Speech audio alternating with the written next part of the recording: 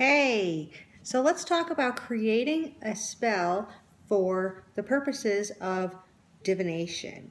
So this spell would be to help open up our minds, open up our clair abilities, our clairvoyance, our clairaudience, our clairsentience, our claircognizance, all of those six senses, okay? So first what we're going to start with, and when you're creating your own spell, you're going to want to make sure that each element has a particular quality that corresponds to what you're doing. So we're going to start with, this is a simple candle spell, so we're going to start with a candle. And generally speaking, when you're doing a spell for divination, certainly white can be used for any color. So white is always an option.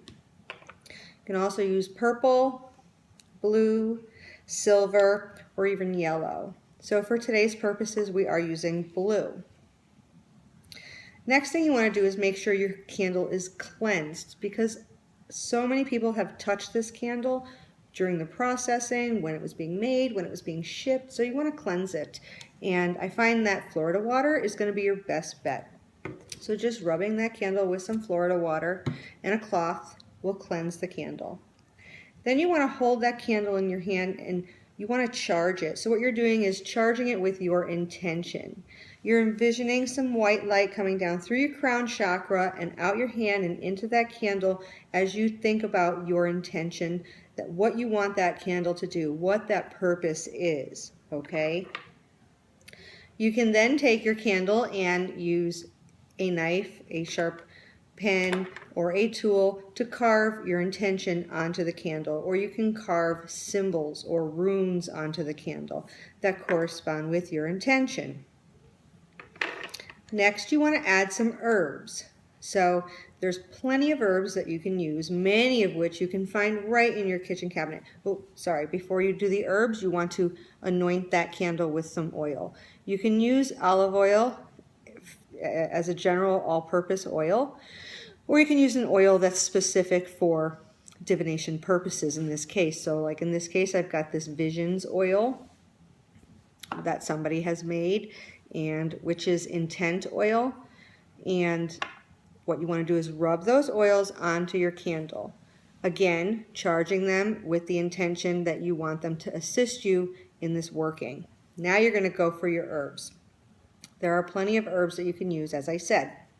So let's talk about some of the common ones that you can find in your kitchen. You can find thyme in your kitchen, basil.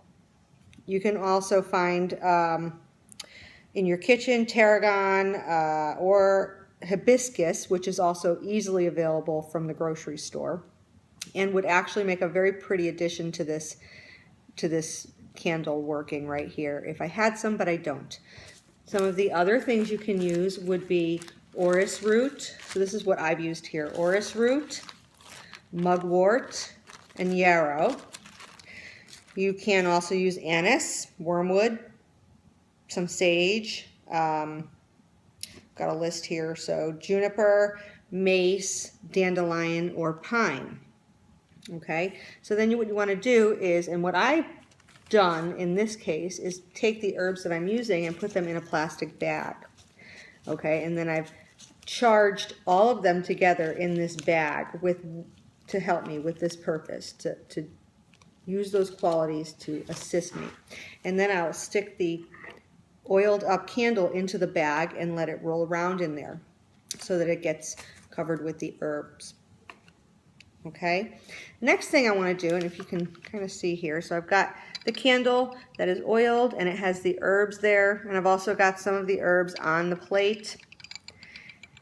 Next, you may want to add some crystals or some stones to your spell.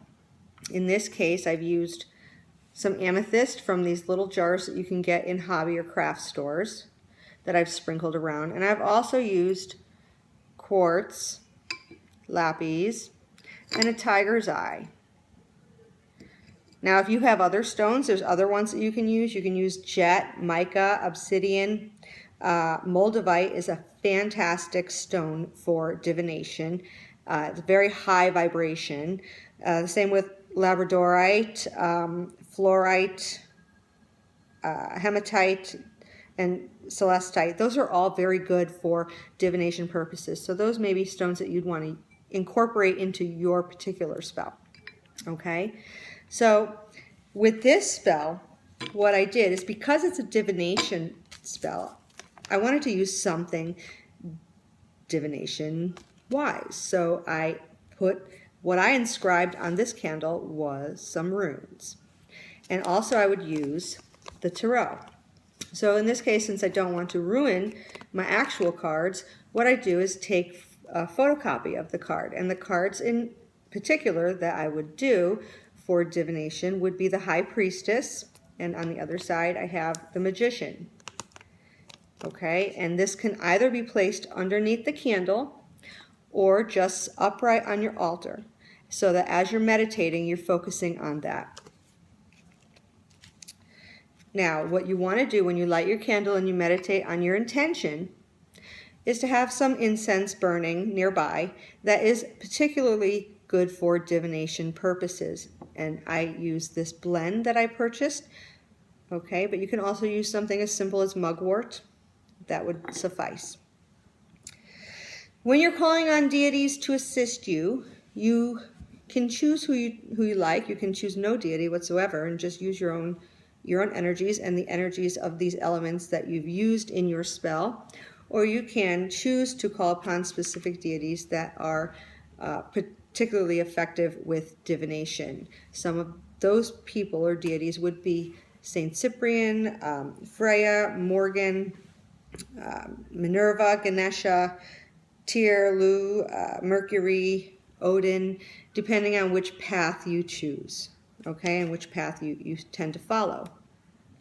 So that is a very simple spell to help you meditate and focus on improving and increasing your divination abilities, your psychic abilities, and opening up your mind a little bit more. So don't forget to click like and subscribe, and if you have any questions, leave them in the comments below and I will sure to answer them. Bye.